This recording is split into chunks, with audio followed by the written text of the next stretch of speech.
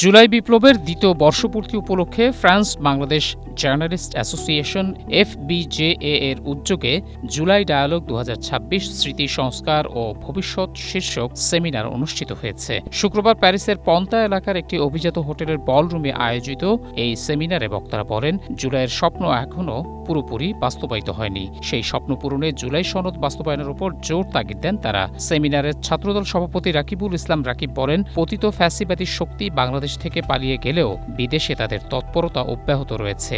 এমন পরিস্থিতিতে জুলাইয়ের পক্ষের শক্তিগুলোর মধ্যে ঐক্য আরও সুদৃঢ় করা প্রয়োজন। ডাকসু ভিপি সাদিক কায়েম বলেন, জুলাই আন্দোলনের মাধ্যমে যে প্রত্যাশা তৈরি হয়েছে তা বাস্তবে রূপ দিতে প্রয়োজন কার্যকর উদ্যোগ ও ধারাবাহিক রাজনৈতিক প্রচেষ্টা। এনসিপি নেতা ও সংসদ সদস্য হাসনাত আবদুল্লাহ বলেন, উন্নত বিশ্বের নাগরিকদের মতো সুযোগ সুবিধা বাংলাদেশের নাগরিকদের নিশ্চিত না হওয়া পর্যন্ত সংগ্রাম অব্যাহত থাকবে। ডেইলি ওয়াদার সম্পাদক ও সাবেক প্রেস সচিব শফিকুল আলম জুলাই আন্দোলনে প্রবাসী বাংলাদেশিদের ভূমিকার কথা তুলে ধরেন। এছাড়া online activist doctor Pinaki Bhattacharya বলেন, জুলাইয়ের অর্জনকে টেকসই ও সংহত করতে আন্দোলনের পক্ষের শক্তিগুলোর মধ্যে কার্যকর ঐক্য প্রতিষ্ঠার কোনো বিকল্প নেই। সেমিনারে সভাপতিত্ব করেন FBJA সমন্বয়ক ও দৈনিক নয়াদিগন্তের ফ্রান্স প্রতিনিধি মোহাম্মদ মাহবুব হোসাইন।